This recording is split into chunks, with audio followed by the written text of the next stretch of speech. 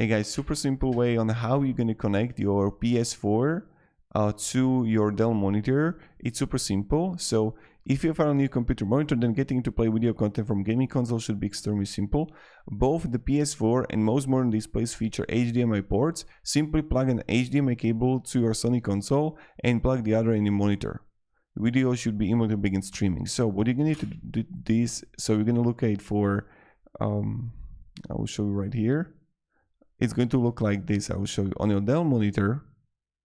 You are going to have this ending. It's going to look like this. And then you're going to have PS5 ports.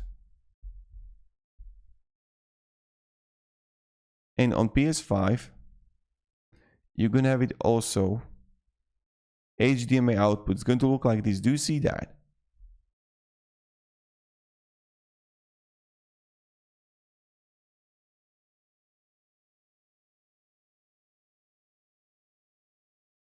It's going to look like this, and you're going to connect both of that. Then of course you're going to connect the how it's called, yeah, the power outlet, and you got it.